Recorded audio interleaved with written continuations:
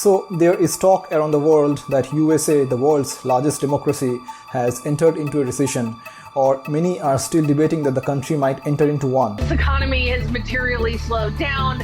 In the first quarter of this financial year, the US economy contracted. The US economy shrank for a second quarter, which is technically the definition of a recession, but the president is in denial. And if it indeed enters into a recession, in the globalized world that we live today, it will have consequences almost everywhere around the world. So what was the root cause that led to this scenario? Well, it's one word that is dreaded by central banks of every country, that is inflation. Another staggering report on inflation is record inflation report showing the real struggle so many. The average inflation rate in America for the past 40 years has been around 2.9%, and as of June 2022, the digits of that number just got reversed. That is, it became 9.2%, the highest since 1981. So, to define simply, inflation is the rise in the price of goods and services in an economy. Now, this could happen due to various factors, but in US's case, what happened is a mismatch between demand and supply, and this mismatch happened particularly in case of goods. So, to give a simple example, let's say you sell apples for rupees 10 each, and you only have one apple left with you, but now 5 people show up to purchase that apple and all are ready to pay rupees 10 for that particular apple. What do you do now? You have to gradually increase the price of that one apple until there is only one person left who is ready to pay that high price. So due to a mismatch in demand and supply, it has led to an increase or inflation in case of apples, and on a large scale this is basically what's happening with US. Now, when the COVID pandemic hit in March 2020, the US went into recession for a short period of 3 months, and this was the shortest recession for US in its history. A major reason for this quick recovery from the recession was the support that was received from the US government. So, both Donald Trump and Joe Biden approved in total a stimulus package worth $5 trillion, one of the highest in US history, to revive the economy. This package basically put money in businesses and people's hands. For example, unemployed workers were eligible to receive an additional $600 per week in addition to their jobless aids. And the same was applicable for self-employed and gig workers as well. Direct checks were written and given for free to eligible households in order to support them. Colleges and universities received $59 billion for giving grants to various students, and the support was received by various other sectors as well, as you can see in this picture. Now, there is still debate whether this stimulus package was a good thing or not, but what this essentially did was it kept the flow of money alive in the economy, and businesses and consumers had enough money to spend. And when consumers have money, they would naturally want to spend that, and this led to an increase in demand for goods from the consumer side. And to add to that, businesses also started stacking inventory from their side because they knew that there is a huge demand in the market for their goods. So this again additionally added to the already existing demand from the consumer side. So overall, you can see how the demand side of the equation went up drastically.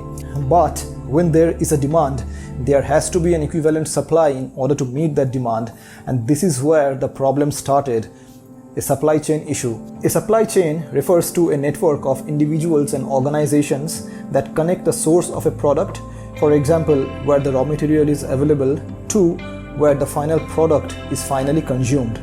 If there is any problem in this network, then obviously there will be a shortage of the final product at the final place. So, due to COVID around the world, there were already various issues in the global supply chain.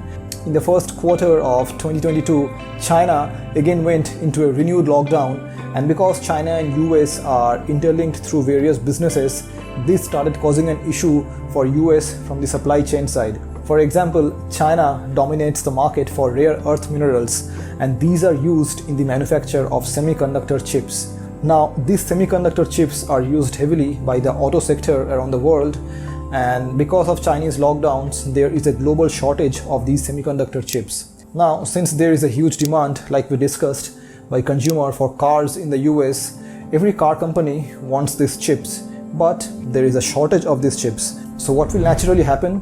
The price of these semiconductor chips will go up, and since this acts as raw material for the various car companies in US, the final price for the cars shall also go up, and that has exactly happened in US. So that's how you see inflation happened in one particular sector.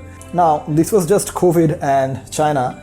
In addition to this, there is one more issue that's causing a major supply chain now across the world, and that's thanks to this one man.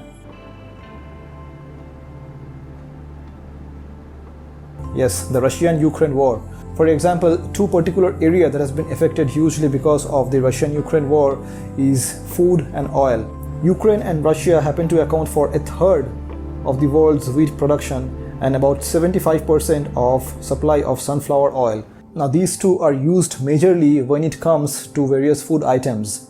Also, when it comes to crude oil, in 2020, Russia was the second largest crude oil exporter in the world. And because of various sanctions placed by US, this inflow of crude oil from Russia has been disrupted, causing a major shortage of oil for US. In fact, as of 2nd August 2022, the average gas price per gallon for US is $4.189, the highest since US's history. And food and oil are intricately linked to various industries and sectors. And if there is a shortage in supply of these two commodities, the price of various other goods and services will inevitably go up. And that's exactly what's happening. So you can see how an imbalance in demand and supply on a global level can cause the prices of various goods and services to go up. And this is exactly what's happening now in US.